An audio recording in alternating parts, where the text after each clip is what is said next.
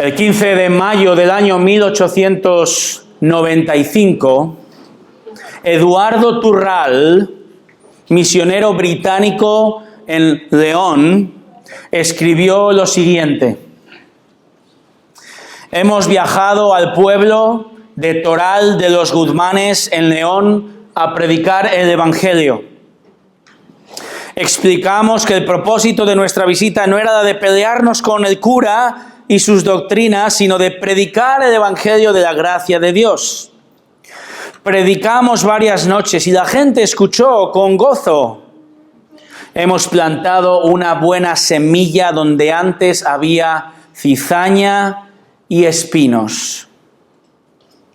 Aunque la oposición no tardó en llegar, el siguiente domingo el cura anunció desde el púlpito que no procuraría la extrema unción ni el perdón de los pecados a todo fallecido que hubiera venido a nuestras reuniones. También dijo que nosotros habíamos recibido 40.000 reales, que eran 400 libras de aquella época, libras inglesas, de parte del gobierno. Y que cualquiera que leyese nuestros libros, es decir, los evangelios, moriría en pecado mortal. Algunos aldeanos de alrededor cayeron en la trampa y fuimos recibidos a voces y con gritos amenazantes que decían que no podíamos entrar en el pueblo. Cuando le ofrecí a un hombre un evangelio por 5 céntimos, él me dijo: lo que debería darte son 5 balas. La historia de la Iglesia es la historia de millones de creyentes que han enfrentado oposición. Desde el primer momento, los enemigos de Dios han batallado contra los hijos de Dios para que el Evangelio sea frenado, sea callado y censurado. Y precisamente en nuestro texto de hoy nos encontramos ante el primer episodio de una larga, 2000 años larga lista de oposición y persecución y sufrimiento que los creyentes han enfrentado debido a su fe. ¿Qué ha ocurrido en nuestro texto, en el contexto?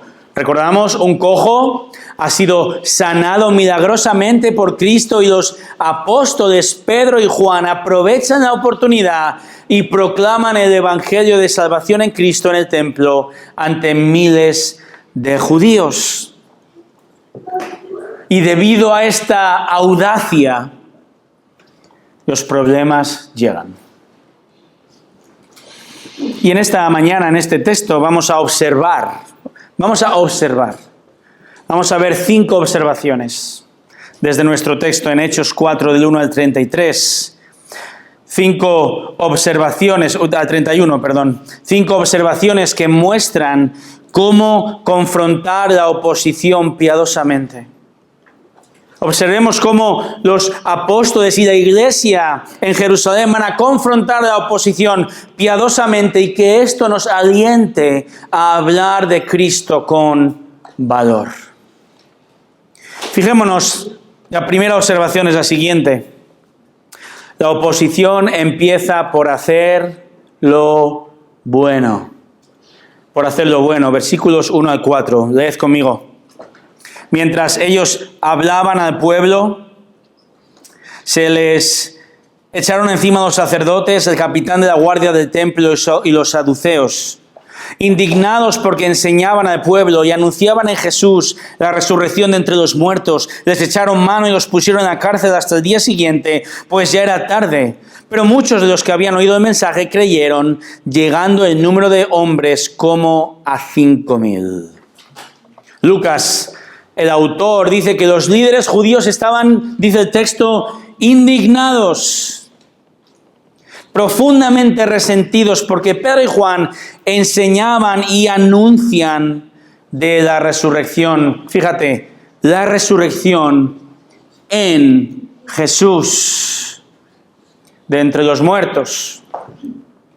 Ellos no solo proclamaron que Jesús había resucitado, sino que además estaban diciendo que gracias a Jesús los creyentes resucitaremos también. Algo no es nuevo, es una verdad bíblica gloriosa que ya Daniel enseña en el Antiguo Testamento. Pero esto iba totalmente en contra de la enseñanza de los saduceos, que vemos en el versículo 1. Los saduceos eran como los teólogos liberales de hoy en día. Teólogos, pero que rechazaban lo sobrenatural, entre ellas la doctrina de la resurrección. Ahora, los fariseos sí que creían en la resurrección, pero no creían en una resurrección específica que acababa de ocurrir. ¿Sabes cuál? No creían en la resurrección de Jesús. Así que estos aristócratas religiosos y políticos de Israel echan humo, porque de repente aparecen unos don nadie y proclaman una enseñanza que no les conviene ni teológicamente ni políticamente. ¿Por qué? Porque para el judío la futura resurrección implica la derrota de los enemigos de Israel, significa la instauración del reino prometido. Fantástico todo esto, pero no quieren que esto ocurra desde aquel que mataron unas semanas antes. ¿Cuál es la solución para callarles? Los echan, los meten en la cárcel. Ellos piensan que de esta manera amainará esta pequeña revuelta, pero Lucas dice lo contrario.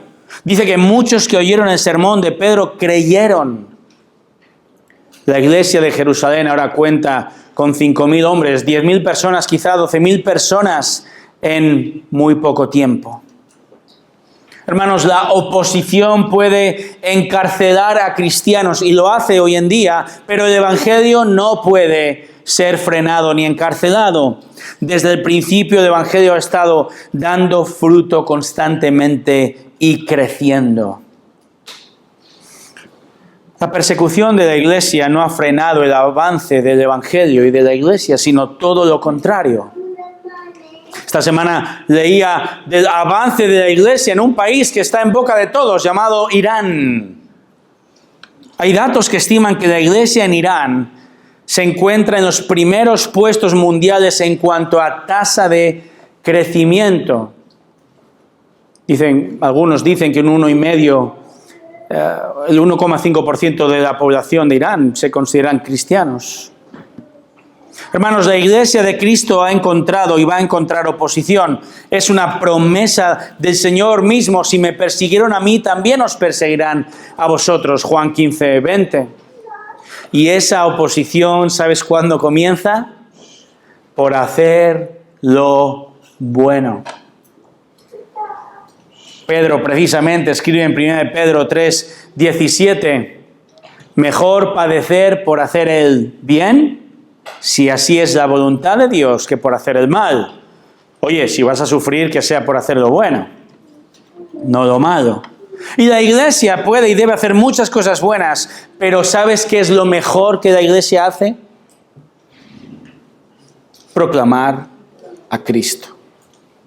No hay mayor bien que enseñar y anunciar a Cristo. Ese es nuestro llamado, es nuestra responsabilidad. Pedro y Juan lo saben. Esa es tu responsabilidad, ¿lo sabes? ¿Formas parte de la iglesia de Cristo? Es tu responsabilidad. ¿Estás ahora preparado para recibir oposición por hacer el bien? Porque si obedecemos el mandato de obedecer, la oposición va a llegar. ¿Qué harás tú? Hagamos lo que Pedro y Juan hicieron a continuación, lo que nos lleva a una segunda observación. La oposición escucha de Cristo. La oposición escucha de Cristo. Seguimos leyendo versículos 5 al 12. Y sucedió que al día siguiente se reunieron en Jerusalén sus gobernantes, ancianos y escribas. Estaban allí el sumo sacerdote Anás, Caifás, Juan y Alejandro y todos los que eran del linaje de los sumos sacerdotes. Y habiéndolos puesto en medio de ellos, les interrogaban: ¿con qué poder o en qué nombre habéis hecho esto? Entonces Pedro, lleno del Espíritu Santo, les dijo: gobernantes y ancianos del pueblo, Si se nos está interrogando hoy por causa del beneficio hecho a un hombre enfermo, ¿de qué manera éste ha sido sanado? Sabed todos vosotros y todo el pueblo de Israel que en el nombre de Jesucristo el Nazareno, a quien vosotros crucificasteis y a quien Dios resucitó de entre los muertos, por él, este hombre se halla aquí sano delante de vosotros. Este Jesús es la piedra desechada por vosotros, los constructores, pero que ha venido a ser la piedra angular. Los líderes se reúnen, ¿verdad?, en lo que se llama el Sanedrín, el pleno político religioso judío. Ahí están los Sánchez, Feijóo y Abascales de la época. Discrepan entre sí, pero bueno, cuando se trata de un enemigo común, todos somos amigos, ¿verdad? Y el interrogatorio comienza y le preguntan, ¿con qué poder, en qué nombre habéis hecho esto? Versículo 7. Dos observaciones. Primero, los líderes ya saben del milagro del cojo, ¿verdad? Es un hecho objetivo, ha sido atestiguado por miles de personas. Y la pregunta número 2 para ellos es, ¿qué poder hay detrás de todo esto? Es una pregunta legítima. En el mundo grecorromano abundaban los milagreros y charlatanes que actuaban en nombre de deidades, que usaban símbolos y nombres mágicos. En realidad ellos quieren proteger al pueblo, pero no están preparados para la respuesta. Y Lucas, el autor, tira de ironía aquí. La pregunta es, versículo 7, ¿con qué poder hacéis esto? Y fíjate lo que dice el 8. Lucas dice, aquí está el poder. Pedro, lleno del Espíritu Santo. Ese poder. Como creyente, Pedro ya tenía el Espíritu Santo. Todos tenemos el Espíritu Santo si somos creyentes. Pero el versículo 8 nos dice que fue capacitado de una manera extraordinaria con el poder del Espíritu para contestar. El Señor había prometido esto. Yo os daré palabras para contestar. ¿Qué hace Pedro? Pedro usa su misma arma y va al Antiguo Testamento, Salmo 118, 22. Y Pedro los alecciona con un texto que seguro conocen y lo aplica a Cristo. Permitidme parafrasear. Pedro dice, hemos hecho lo bueno y por eso nos interrogáis y nos detenéis. Pues sabed esto, aquel al que vosotros matasteis ha resucitado y lo ha hecho, pues Él está tras el poder de esta sanación, porque Él es la piedra angular que vosotros, los constructores, habéis rechazado. En los edificios de aquella época, la piedra angular era una gran piedra sobre la cual se construía el resto del edificio. Estos líderes eran encargados de construir la nación alrededor del Dios verdadero y en su lugar se habían centrado en autoprosperarse económica, política y socialmente. Y Pedro, como lo sabemos ya muy bien, no tiene pelos en la lengua. Y no se contenta con atribuir el milagro a Jesús, no se contenta con realmente amonestarles, sino que da un paso más y proclama a Jesús. Y lo que escuchan ahora es una bomba. Versículo 12. Y en ningún otro hay salvación, porque no hay otro nombre bajo el cielo dado a los hombres en el cual podamos ser salvos. El pasado septiembre, el anterior Papa, el Papa Francisco, afirmó ante miles de jóvenes en Singapur lo siguiente: todas las religiones son un camino a Dios. Bueno, unos meses después, el Papa Francisco finalmente supo la verdad, pero demasiado tarde. Porque el Papa Francisco ha sabido la verdad después de su muerte. Ha descubierto que solo Cristo otorga salvación.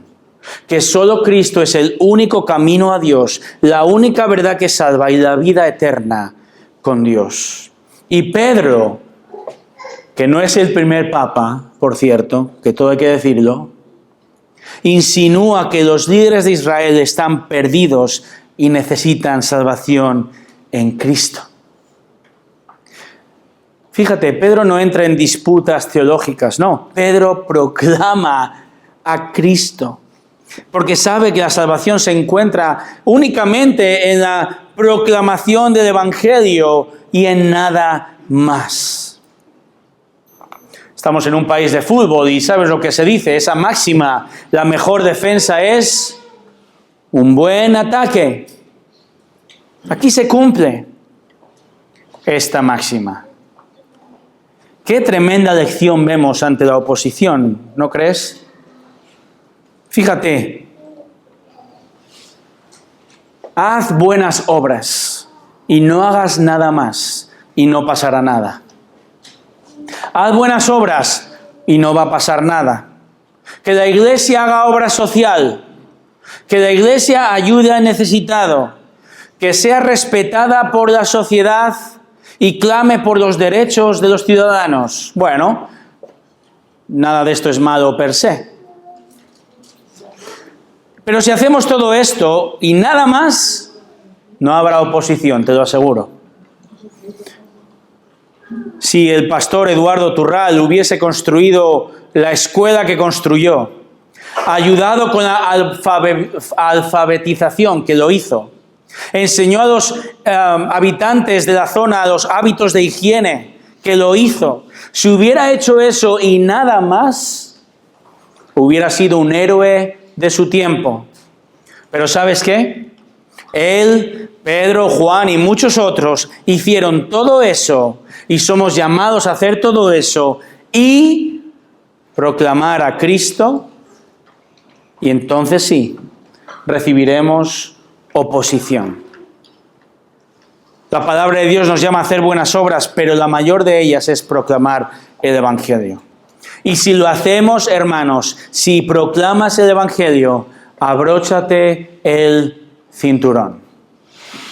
Porque la oposición va a venir. Y cuando llegue, la pregunta es, ¿va a frenar esta oposición mi valor? ¿Cómo responderé? Porque muchas veces, seamos honestos, nos sentimos intimidados, ¿verdad? Y quizá no por líderes políticos, pero por amigos, por familiares. ¿Cuál es la solución? La solución está en creer y en crecer. Si crees y creces en la verdad bíblica de que no hay salvación, que no hay perdón fuera de Cristo, si cada día vivimos en el poder del Espíritu Santo y estamos más y más convencidos de que no hay salvación fuera de Él, garantizado, podremos crecer en valor. Porque sabremos, viviremos y moriremos quizá con la convicción de que solo Cristo tiene el poder para salvar el alma del que se opone. Solo Él tiene el poder para librar de la condenación eterna. ¿Crees esto? Solo en Cristo hay salvación. El conocido pastor que quizá cito más es Spurgeon. Él dijo lo siguiente: ser objeto de burla no me supone una gran dificultad. Me deleito en burlas y mofas. Caricaturas, sátiras y calumnias son mi gloria. Pero que se aparten de su propia misericordia, esa es mi pena. Escúpanme, pero arrepiéntanse. Ríanse de mí, pero crean en mi Maestro. Hagan de mi cuerpo la suciedad de las calles, pero no maldigan sus propias almas.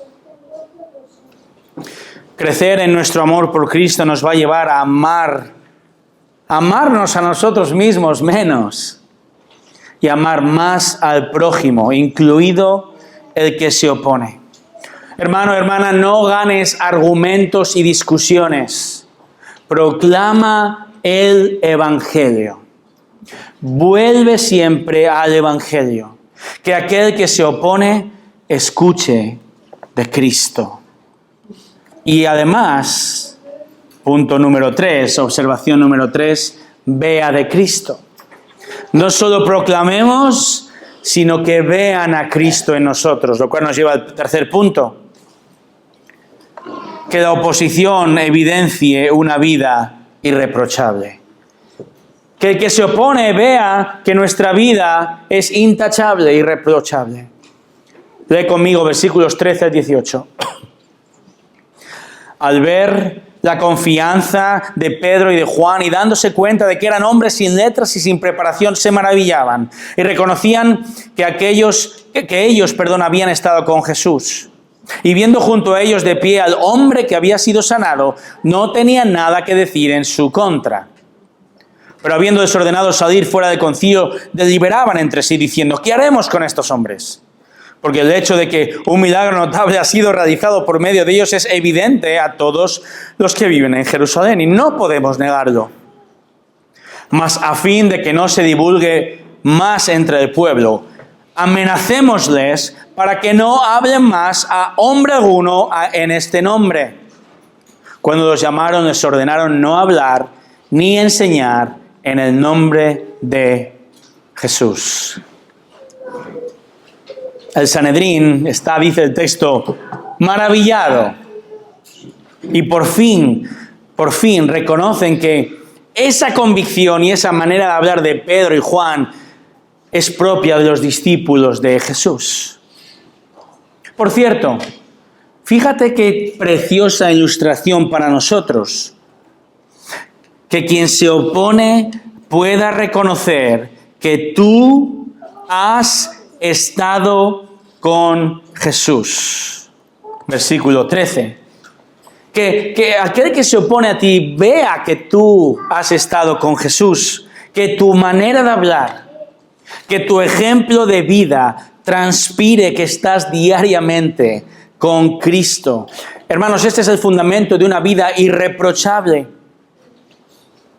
¿Qué sentido tendría ganar un debate si somos irrespetuosos y groseros?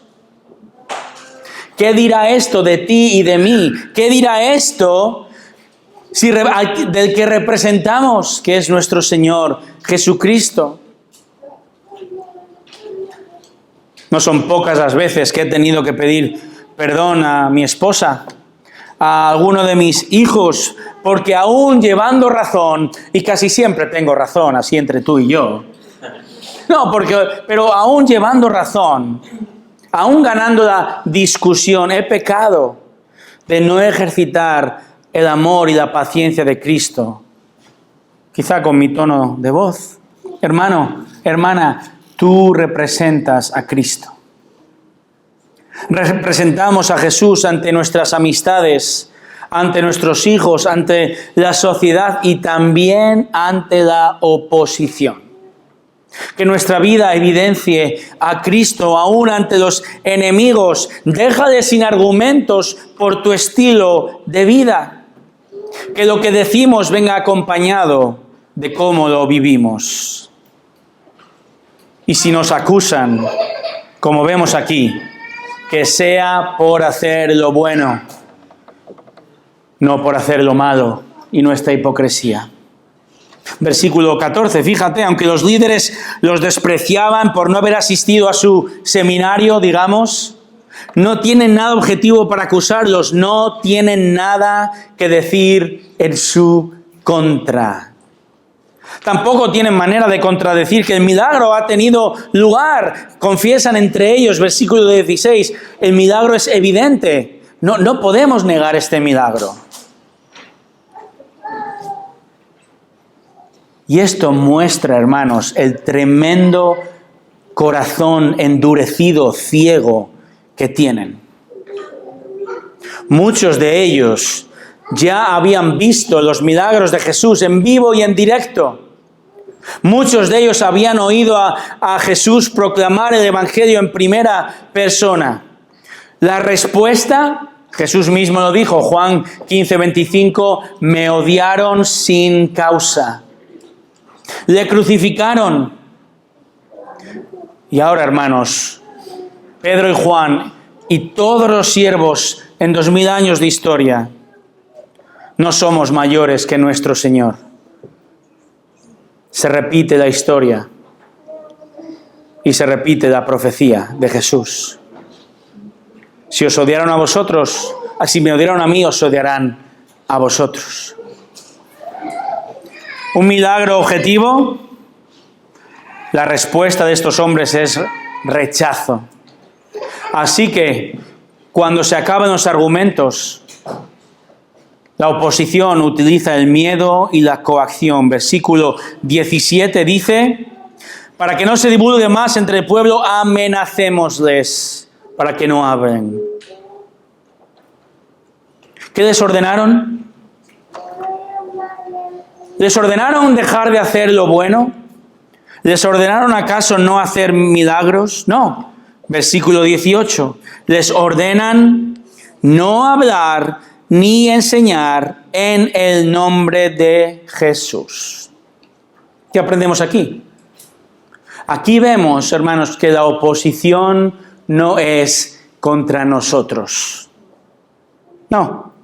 Si tu cónyuge, si tu compañero de trabajo, tu vecino, si cualquiera que se mofa de ti te ataca o te ignora o te reprocha y se opone al mensaje que predicas y te esfuerzas por vivir de manera irreprochable, tienes que saber que la oposición no es contra ti, no.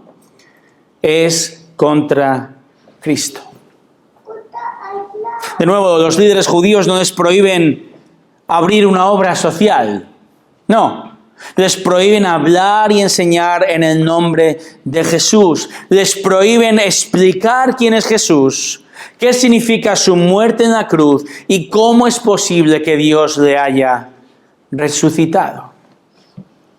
Más de una vez he compartido que durante décadas, ya tengo la edad para decir que durante décadas, serví activísimamente en el ministerio de la música y hacíamos muchos conciertos en toda España. Y la gente le encantaba oír música, y bandas, y coros, y orquestas. La gente disfruta eso. Las autoridades deseaban que tal coro, tal orquesta estuviera en su ciudad. Y las multitudes se agolpaban, no porque éramos famosos, sino porque probablemente no había mucho más que hacer en ese momento. Éramos bien recibidos hasta que llegaba el momento en el concierto en que paraba la música y uno de nosotros salía a predicar el Evangelio. Ahí es donde aparecía la oposición. Ahí es donde aparecía la oposición. Hermanos, es Cristo al que se quiere silenciar. Así que no nos sorprendamos si aún con un modo de vida irreprochable, como en el caso de Pedro y Juan, irreprochable, no tenían nada de qué acusarles. Pero no nos sorprendamos si aún así sufrimos persecución, porque el rechazo es al Señor que proclamamos. ¿Cómo confrontar la oposición piadosamente, hermanos? Estamos observando el texto. Y este texto ha de movernos, alentarnos a hablar de Cristo con valor. Observación número 4. La oposición encuentra una actitud obediente. Una actitud obediente. Versículo 19. Mas respondiendo Pedro y Juan les dijeron: vosotros mismos juzgad si es justo delante de Dios obedecer a vosotros antes que a Dios. Porque nosotros no podemos dejar de decir lo que hemos visto y oído. Y ellos, después de amenazarlos otra vez, los dejaron ir, no hallando la manera de castigarlos por causa del pueblo, porque todos glorificaban a Dios por lo que había acontecido. Porque el hombre en quien se había realizado este milagro de sanidad tenía más de 40 años. ¿Qué es lo justo, hermano? ¿Obedecer primero a Dios o a los hombres?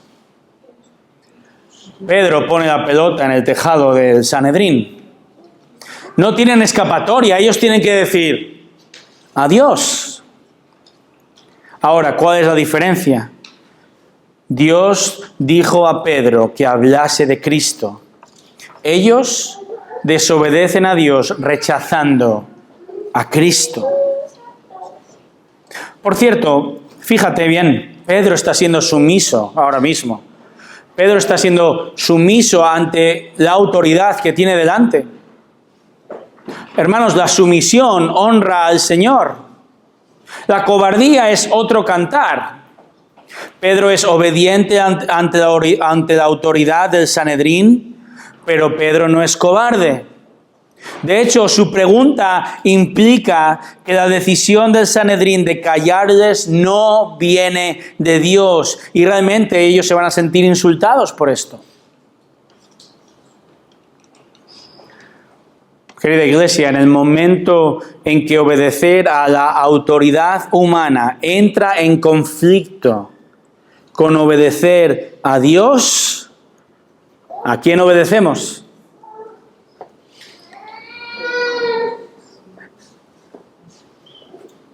¿A quién obedecemos, hermanos? Sois muy sumisos, pero podéis hablar. ¡A Dios! ¡A Dios! Ahora bien, cuidado aquí, es muy importante entender. Es importante entender que en este caso de, vamos a llamarlo, desobediencia civil, esto es una excepción, no es la norma. La norma es que nos debemos someter, debemos obedecer a quienes tienen autoridad sobre nosotros, ¿verdad? Romanos 13, Hebreos capítulo 2, Primera de Pedro habla de esto. Sometimiento a la autoridad. También es importante entender que ellos están siendo honestos. Fíjate el versículo 20. Ellos dicen claramente lo que van a hacer. No podemos dejar de decir lo que hemos visto y oído. También observamos que su actitud es una actitud de sumisión. Pedro y Juan no buscan derrocar a estos líderes, no están insultándolos, no los critican gratuitamente, no llaman a manifestaciones contra ellos. Y también vemos que están dispuestos a sufrir y de hecho sufrirán las consecuencias de sus actos. Lo que quiero decir es que podemos ver desde el texto que el desorden, que la insumisión, que la desobediencia, que las críticas, que las malas palabras, que la ira contra la autoridad son un pecado contra la autoridad, pero es un pecado contra nuestra máxima autoridad, que es Dios. Y los apóstoles aquí muestran el modelo a seguir cuando la oposición intenta que desobedezcan la palabra de Dios. Recuerda un ejemplo paradigmático. ¿Recuerdas a Daniel? El profeta Daniel, este piadoso hombre, desobedece a Darío. Darío, líder de la potencia mundial de la época, Babilonia. Y Darío había promulgado un edicto, una ley. Quien ore a cualquier dios y no a mí, será echado al foso de los leones. ¿Qué hace Daniel? Daniel 6:10, cuando Daniel supo que había sido firmado el documento, entró en su casa con ventanas abiertas y continuó arrodillándose 3 veces al día, orando y dando gracias delante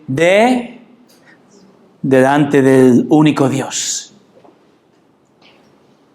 Firma todo lo que quieras, que nadie me frenará. Y Daniel lo hizo aún más respetuosamente de cómo lo digo yo. Y Daniel estuvo dispuesto a sufrir las consecuencias porque Daniel, ¿dónde acabó? Daniel fue al foso de los leones. Fue finalmente librado por Dios, pero eso Daniel no lo supo hasta que no vio a Simba delante de él, ¿verdad? Hermano, hermana, sea tu cónyuge, sea tu alcalde, sea tu pastor, sea quien sea, si objetivamente alguien te llama a hacer algo que implica desobedecer la palabra de Dios, considera lo que es justo y decide con toda confianza obedecer al Señor y darle a Él la gloria. Aún en su corrupción, al Sanedrín no le queda otra sino liberarlos. Ven que el pueblo está glorificando a Dios por el milagro, un milagro que apunta al poder del Cristo resucitado. Así que Pedro y Juan y el cojo que estaba con ellos también, no hablamos mucho de él, ahí estaba. Son liberados. ¿Qué van a hacer ahora? Lo que nos lleva a la quinta observación. La oposición enfrenta la oposición de la iglesia. Versículos 23 al 31. Versículo 23, cuando quedaron en libertad, fueron a los suyos y les contaron todo lo que los principales sacerdotes y los ancianos les habían dicho. Entonces, fíjate, ¿qué es lo primero que hacen? No lo cuelgan en las redes sociales, no crean un partido anti-Sanedrín, no llaman al pueblo a la rebelión, tampoco se lamen las heridas y sienten pena y lástima por sí mismos. No, acuden a la iglesia. Van a los hermanos y comparten lo que acaba de ocurrir. Y hermanos, es una narración. Otras veces no van a hacer esto, pero es significativo que esto ocurra y Lucas lo deje reflejado. Por eso pienso que podemos aplicar desde el texto que la oposición, hermanos, la oposición no ha de vivirse en soledad. Voy a repetir esto. Si estás siendo opuesto, perseguido por tu fe, no vivas esto en soledad. No, hermanos, somos un cuerpo. Somos hermanos y hermanas en Cristo. Cuando uno sufre, todos sufrimos. Cuando Saulo perseguía a la iglesia, ya os lo dije hace un día, ¿verdad? Hace un tiempo. Cuando Saulo perseguía a la iglesia, ¿recuerdas qué no le dijo Jesús cuando se le apareció? Jesús no dijo, ¿por qué persigues a mi iglesia? No. Jesús dijo, Hechos 9:4, ¿por qué me persigues? Si estás enfrentando oposición, persecución, problemas a causa de tu fe, a causa de hacer lo bueno, aquí tienes a tu iglesia. Lo menos que podemos hacer es orar por ti. No enfrentes a solas la oposición, ven y cuéntalo. Iglesia, estemos dispuestos a recibir a esa persona. Porque eso es lo que hace ahora la iglesia en Jerusalén. Primero, y tengo aquí un subpunto, por cierto, discúlpame Carlos. Primero, acuden a la iglesia. Segundo, fíjate lo que hace la iglesia. Oran confiados en la palabra de Dios. Oran confiados en la palabra de Dios. Lee conmigo, versículo 24. Al oír ellos esto, unánimes, alzaron la voz a Dios y dijeron, oh Señor, tú eres el que hiciste el cielo y la tierra, el mar y todo lo que en ellos hay. El que por el Espíritu Santo, por boca de nuestro padre David, tu siervo, dijiste, ¿por qué se enfurecieron los gentiles y los pueblos tramaron cosas vanas? Se presentaron los reyes de la tierra y los gobernantes se juntaron a una contra el Señor y contra su Cristo. Porque en verdad en esta ciudad se unieron tanto Herodes como Poncio Pilato juntamente con los gentiles y los pueblos de Israel contra tu santo siervo Jesús, a quien tú ungiste. Creo que en este caso, versículo 24, no toda la iglesia dijo esto al mismo tiempo, sino creo que Pedro hace esta oración, pero todos unánimes van a decir amén a esto. Y el texto cita, o Pedro, si lo hizo él, cita el Salmo número 2. Este Salmo número 2 fue escrito por David, pero fíjate, primero, versículo 25, Pedro atribuye estas palabras al Espíritu Santo. Pedro atribuye estas palabras al Espíritu Santo. Tenemos un ejemplo de que la Escritura es inspirada por Dios. David habló, efectivamente, David escribió el Salmo 2, pero no es menos cierto que el autor es el Espíritu Santo. Ahora, el Salmo 2 trata del triunfo del Creador Dios, de su triunfo sobre las naciones por medio de Cristo, por medio del ungido, del escogido, por medio de Jesús. Y hermanos, hay un aspecto futuro de este Salmo, pero Pedro y la iglesia, movidos por el Espíritu Santo, interpretan ese texto a la luz de los acontecimientos recientes. Hablan de gentiles, hablan de reyes, ¿verdad? Hablan de gobernantes del Salmo 2 que se unen en contra del Señor y de su Cristo y lo extrapolan, lo aplican con el rey Herodes, ¿verdad? Pilato, los romanos gentiles, y dice junto al pueblo judío, todos gritando contra Jesús, crucifícale. Pero lejos de ser una sorpresa, todo esto muestra la soberanía de Dios. Fíjate el versículo 28. Para hacer cuanto tu mano y tu propósito habían predestinado que sucediera. La venida del Mesías, su vida irreprochable, su muerte cruel y dolorosa, el odio contra él, el abandono que sufrió, todo eso es el plan predestinado de Dios. Dios es soberano sobre naciones, sobre líderes. Dios es soberano sobre lo bueno y soberano sobre lo malo. Dios es soberano sobre lo peor que ha ocurrido en la historia, que es la muerte de su Hijo. Porque Él, fíjate lo que dice el versículo 24, cómo llaman al Señor. Tú eres, oh Señor, dice, versículo 24, oh dueño, oh amo. Él es el soberano de todo. En momentos de gozo. Él es soberano en momentos de dolor, persecución y oposición. Y Él, si Él predestinó que Cristo muriese, lo hizo para regalar, otorgar salvación. Y si Él hizo esto, ten por seguro que Él también ha predestinado la oposición y el dolor.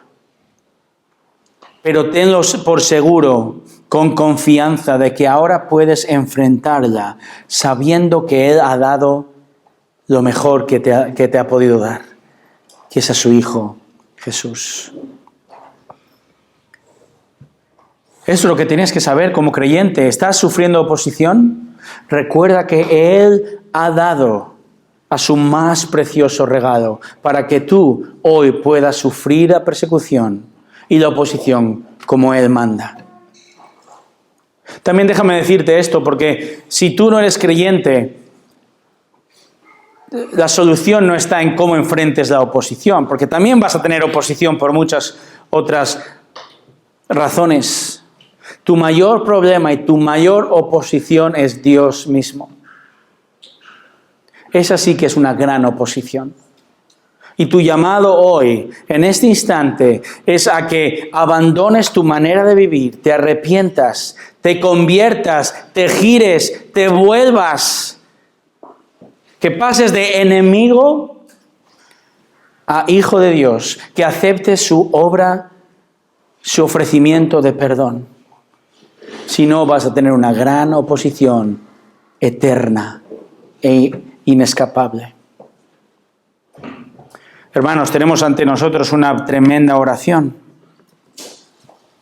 Ahora, nosotros no podemos tomar un pasaje bíblico y interpretarlo a nuestra manera. Eso se lo dejamos a Pedro y los apóstoles y esta promesa del Espíritu Santo de guiarles a la verdad. Pero sí podemos y sí debemos orar con sabiduría. ¿Y sabes cuándo podemos orar con sabiduría? Solo podremos hacerlo cuando estamos empapados de la palabra de Dios.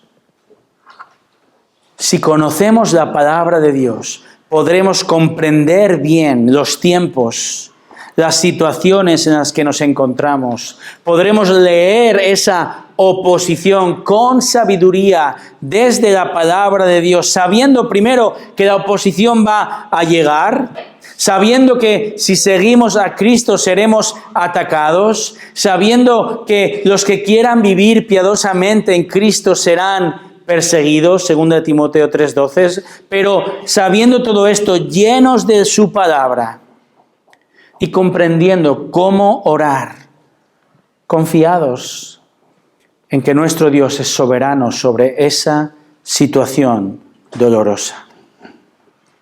Discernir la voluntad soberana de Dios, la voluntad buena, siempre agradable de Dios, desde la palabra de Dios, con la certeza de que Dios está a nuestro lado, con la certeza de que la iglesia está a nuestro lado y juntos orando desde la palabra de Dios. Todo esto nos llevará a oponernos con valor.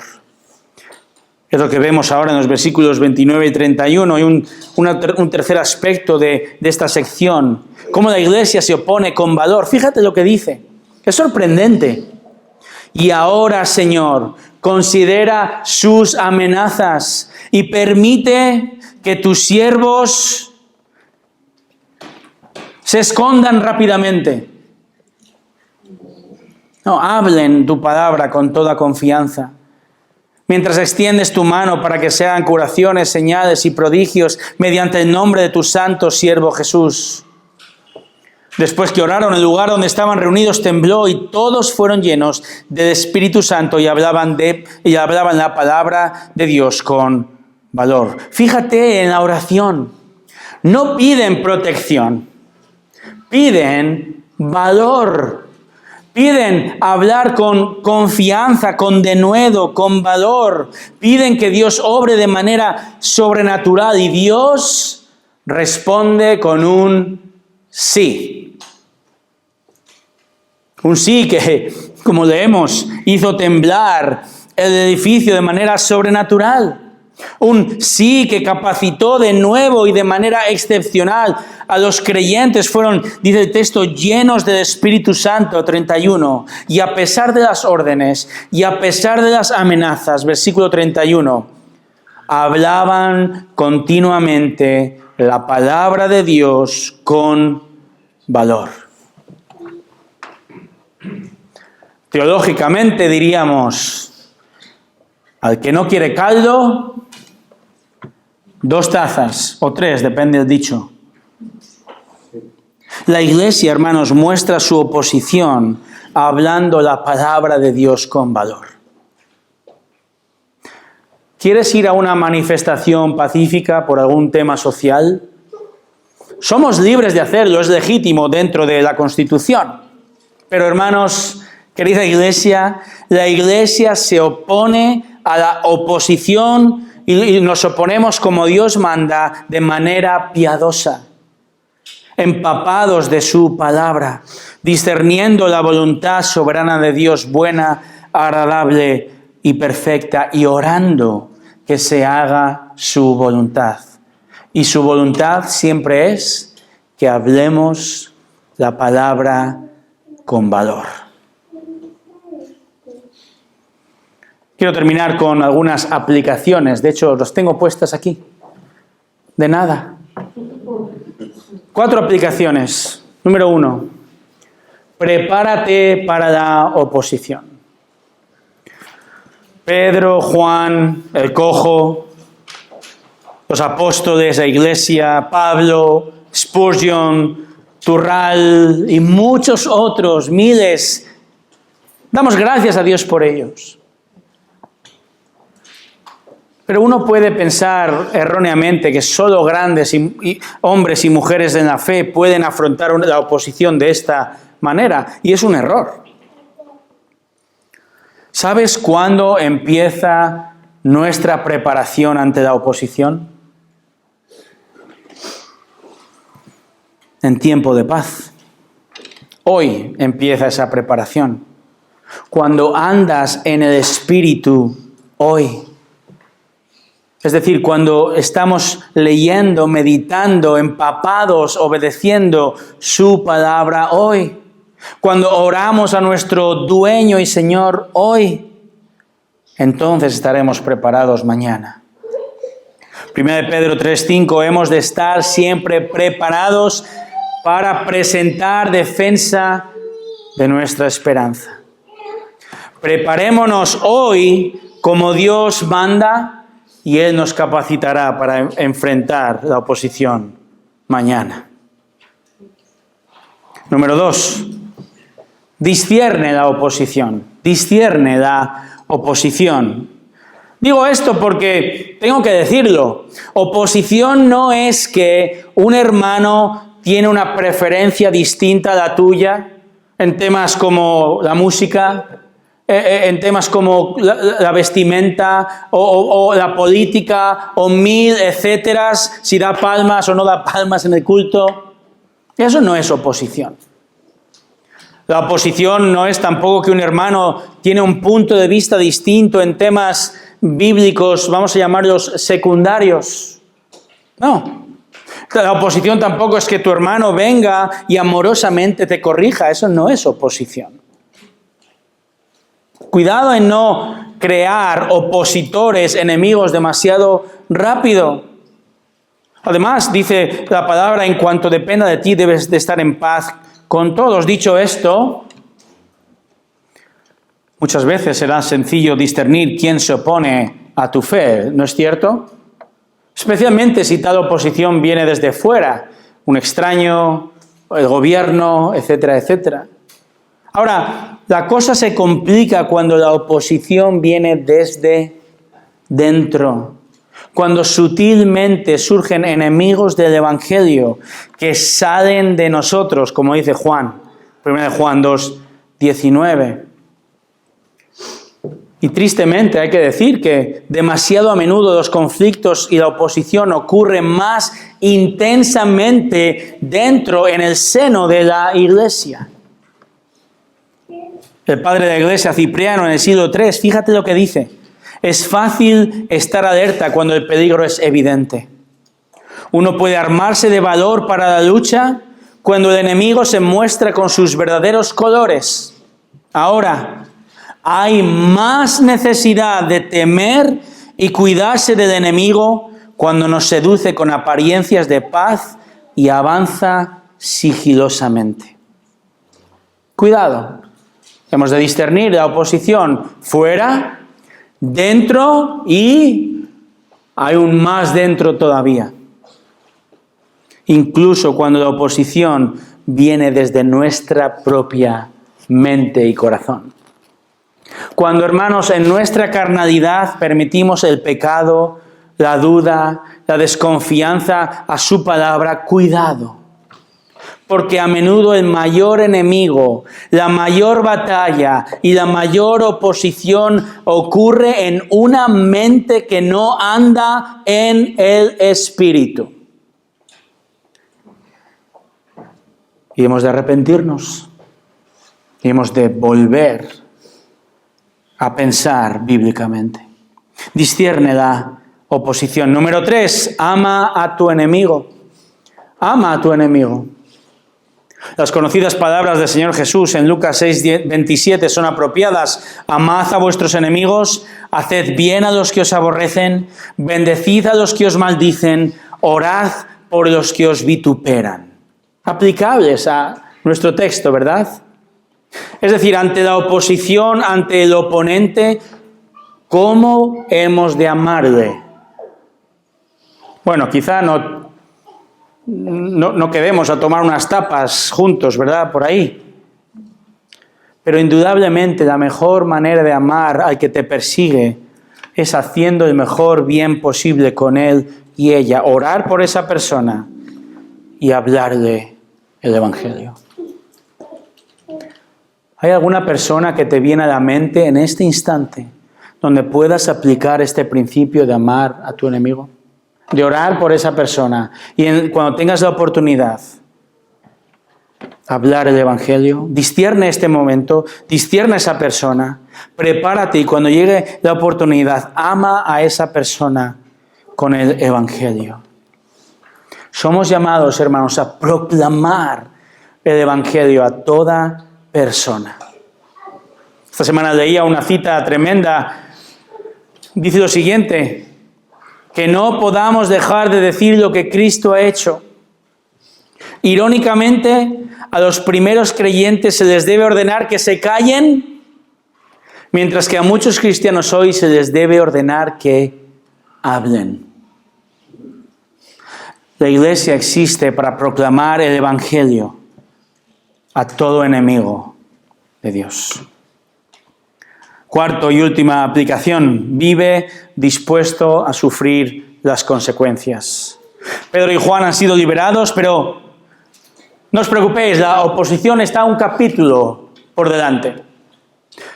De hecho, si leemos Hechos, vamos a ver encarcelamientos, azotes, el asesinato de Esteban, de Jacobo, persecuciones, apedreamientos, motines, juicios. Hechos muestra al menos 14 episodios donde los creyentes se enfrentan a una severa oposición. Y la historia de la iglesia es una historia de oposición hasta hoy. Y muchos héroes están dispuestos a sufrir las consecuencias por amor a Cristo. Mis abuelos, por parte de mi padre, se convirtieron en Argentina. Y cuando volvieron de vuelta a España, a Asturias, tuvieron que enfrentar mucha oposición debido al rampante catolicismo y también a la represión franquista contra los protestantes. Alguno quizá lo vivisteis aquí también. Mis abuelos y mi padre, con mis tíos y mis tías, vivían en una aldea pequeña, apartada, lejos de cualquier iglesia evangélica. En una ocasión, un misionero inglés afincado en Madrid, llamado Juan Biffen, visita la casa de mis abuelos. Hablamos de los años 50. Y en medio de esta reunión, de repente se presenta la Guardia Civil, toman al misionero y a mi abuelo y lo bajan al cuartel. Tras interrogarles, les multan con 25 pesetas, al cambio 15 céntimos de aquella época, con la orden de cesar de celebrar cultos protestantes. Hace un par de días hablaba con mi padre de este tema y finalmente me dijo una cosa. Un día, mientras tu abuelo estaba luchando en la guerra civil, la policía vino a casa. Un policía sujetó a mi madre de un brazo, el otro la sujetó del otro brazo, mientras un tercer policía le golpeaba la espalda por el mero hecho de ser protestante. Y me lo dijo con la voz entrecortada. Y me dijo después, en una ocasión, los vecinos nuestros cogieron a mi padre y le golpearon con garrotes, incluso le arrancaron parte de la oreja por ser protestante, por ser creyente. Esto no frenó a la familia, tuvieron que mudarse a otro lugar y enseguida comenzaron a celebrar cultos en su propia casa y el Evangelio siguió avanzando. La Iglesia de Cristo está conformada por muchas personas conocidas, héroes que han sufrido gran persecución, pero también de muchas personas creyentes anónimos que han estado dispuestos a sufrir por Cristo mucho dolor hasta el final. Porque han entendido las palabras de precisamente Pedro, que años después él escribía, probablemente pensando en este y otros episodios. Escribía en 1 de Pedro versículos tales como: mantened entre los gentiles una conducta irreprochable, a fin de que aquello que os calumnian como malhechores, ellos por razón de vuestras obras al considerarlas glorifiquen a Dios. Escribió: porque esta es la voluntad de Dios, que haciendo bien hagáis enmudecer la ignorancia de los insensatos. Escribió: es mejor padecer por hacer el bien que por hacer el mal, como Cristo, quien sufrió por vosotros, dejándoos ejemplo, para que sigáis sus pisadas. Y la Iglesia ha entendido que no hay que sorprenderse por la prueba, sino, como dice 1 Pedro 4:13, regocijarse en medio de ella, porque esto le da toda la gloria. Hermanos, el Señor es soberano y Él sabe por qué permite la oposición en tu vida y en la mía. Quizá es porque ve que en época de bonanza la iglesia tiende a desviarse con facilidad. Y observamos que cuando la iglesia enfrenta dificultades, persecución y sufrimiento, como dice un autor, entonces está más cerca de su Señor crucificado. Entonces hay menos hipócritas y creyentes nominales entre sus miembros y entonces la fe de los cristianos arde con mayor intensidad. No buscamos oposición per se, ¿verdad? No creo. Pero sí, hermanos, la gloria del Señor. Y sí, hermanos, hemos de despertar de despertar por medio de la oposición. Y si vamos a ser una iglesia más ferviente, piadosa y proclamar con más valor debido a oposición, demos la bienvenida a la oposición. Hermanos, cuando enfrentamos la oposición como Dios manda, el Evangelio no va a ser frenado, sino que va a avanzar. Proclamémoslo, vivámoslo con valor para la gloria del Señor. Oremos. Señor, ayúdanos a creer y a crecer que aún la oposición es un regalo tuyo. Ayúdanos a proclamar, a sufrir confrontación, oposición por amor a ti. Señor, haz avanzar tu reino, tu iglesia, tu evangelio, aún en medio del dolor, como está ocurriendo hoy día. Oh Señor, despiértanos si hace falta por medio de la oposición. Y que aprendamos a sufrir como tú deseas. Esto pedimos en el nombre de Jesús. Amén.